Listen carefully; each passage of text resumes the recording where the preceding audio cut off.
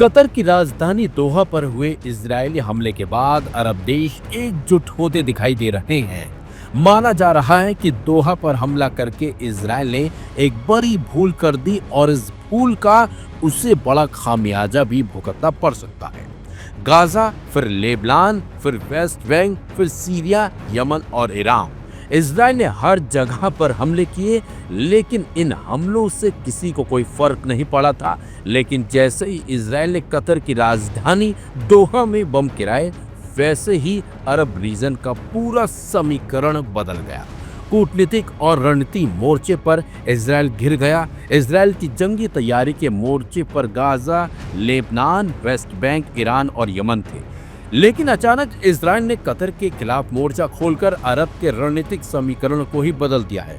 दोहा पर किए गए अटैक को लेकर इजरायल का दावा है कि टारगेट हमास के लीडर थे, लेकिन नेतन्याहू ने इसी हमले से अरब में संग्राम की नींव रख दी है। कतर पर हमले के बाद बनी स्थिति में अरब के ज्यादातर देशों ने इजरायल का विरोध किया, हमले को क्षेत्रीय अखंडता के खिलाफ बताया। हालांकि ट्रंप ने इस विषय पर मध्यस्थता की कोशिश भी की, लेकिन नेतन्याहू ने गुस्सा और ज्यादा भड़का दिया। नेतन्याहू ने पोस्ट लिखी कि हमास के सरगना कतर में रह रहे हैं, उन्हें गाजा के लोगों की परवाह नहीं है, वो युद्ध अंतहीन बनाने की कोशिश में हैं। उन्होंने युद्ध विराम की कोशिश को रोका है, उनसे छुटकारा पाकर समस्या खत्म होगी, हमारे सभी बंधकों की रिहाई हो जाएगी, शांति स्थापना की मुख्य बाधा दूर होगी।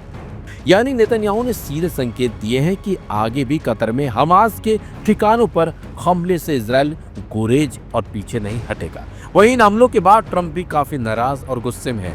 ट्रंप की नाराजगी के पीछे रणनीतिक समीकरणों में अचानक आ रहे बदलाव को भी कारण माना गया है।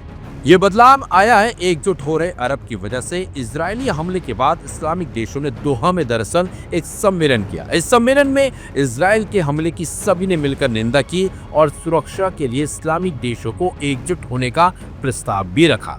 इस प्रस्ताव पर सभी अरब और इस्लामिक देश एक मत नजर आए, जिसमें इजिप्ट ने 9 साल पहले लाए गए नाटो जैसा संगठन बनाने का प्रस्ताव दोबारा दोहराया है। प्रस्ताव के बिंदुओं में इजिप्ट के राष्ट्रपति अब्देल फताह अल सीसी ने कहा कि हमें संयुक्त अरब सेना स्थापित करनी ही होगी। ये संयुक्त सेना नाटो की तरह काम कर सकेगी, जिससे हमले के शिकार किसी भी अरब राज्य की सुरक्षा करना आसान होगा। ये प्रस्ताव 9 साल पहले भी इजिप्ट ने ही पेश किया था, लेकिन कई बाधाओं की वजह से संगठन नहीं बन सका। अब सभी देश इससे सहमत हैं, जिनमें ईरान भी शामिल हो सकता है, क्योंकि ईरान के पूर्व IRGC प्रमुख कमांडर का दावा है कि इजरायल का अगला निशाना सऊदी, तुर्की या इराक है और इसे टालने का एकमात्र समाधान सेना गठबंधन बनाना है। संकेत साफ है कि इजरायल की वजह से अरब पर अमेरिका की पकड़ अब ढीली पड़ रही है और नेतन्याहू के आक्रामक तेवर अरब के सैन्य गठबंधन को बहुत जल्द साकार कर सकते हैं और ये इजरायल के साथ साथ अमेरिका के लिए भी एक बड़े खतरे की घंटी हो सकती है।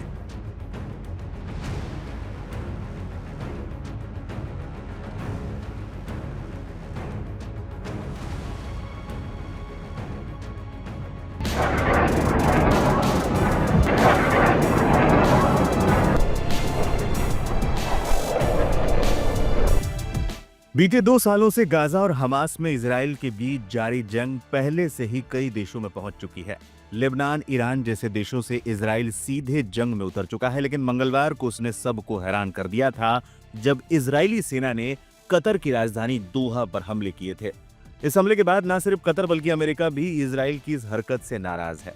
लेकिन शनिवार को एक बार फिर नेतन्याहू ने कुछ ऐसा बयान दे दिया जिससे अंदाजा लगाया जा रहा है कि इजराइल चौतरफा घिरे होने के बावजूद मानने को तैयार नहीं है और कतर पर फिर बड़ा हमला कर सकता है। नेतन्याहू ने एक्स पर लिखा, कतर में रह रहे हमास के आतंकवादी नेताओं को गाजा के लोगों की कोई परवाह नहीं है। उन्होंने युद्ध को अंतहीन रूप से खींचने के लिए युद्ध विराम के सभी प्रयासों को रोक दिया। उन्हें खत्म करने से ही हमारे सभी बंधकों को रिहा करने और युद्ध समाप्त करने की मुख्य बाधा दूर होगी। नेतन्याहू की इस पोस्ट को एक धमकी के तौर पर देखा जा रहा है। नेतन्याहू ने एक तरह से इशारा कर दिया है कि हमास के वो नेता जो कतर में रह रहे हैं, उनका खात्मा करने के लिए वो कोई कसर नहीं छोड़ने वाले और मौका मिलने पर फिर से हमला करेंगे। दोहा पर इजरायली हमले को लेकर हमास का बयान।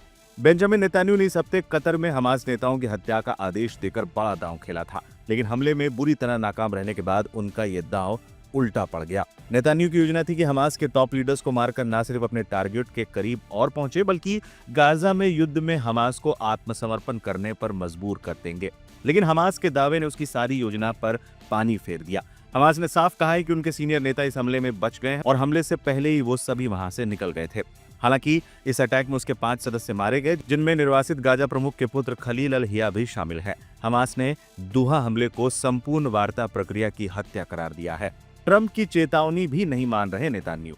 मंगलवार को नेतन्याहू ने सबको हैरान किया था जब इजरायली सेना ने कतर की राजधानी दोहा पर हमले किए थे। हमले के बाद न सिर्फ कतर बल्कि अमेरिका भी इजरायल की इस हरकत से नाराज हो गया था। एक्सियोस ने सूत्रों के हवाले से प्रकाशित रिपोर्ट में कहा था कि डोनाल्ड ट्रंप ने फोन कर बेंजामिन नेतन्याहू से कहा था कि ऐसी हरकत दोबारा नहीं होनी चाहिए। ट्रंप ने यह भी कहा था कि ये एकदम स्वीकार नहीं किया जा सकता। मैं कह रहा हूं कि आप ऐसी हरकत फिर नहीं करेंगे। और नेतन्याहू ने यह भी साफ कर दिया है कि उनका मानना है कि हमास नेताओं के खात्मे से ही गाजा में युद्ध रुकेगा और सभी बंधकों की रिहाई होने का रास्ता भी साफ होगा। नेतन्याहू के इस ताजे बयान से इतना तो साफ हो गया है कि आने वाले दिनों में मिडिल ईस्ट में तनाव और बढ़ सकता है। इजरायली प्रधानमंत्री के इस बयान पर देखना है हमास की ओर से क्या प्रतिक्रिया सामने आती है।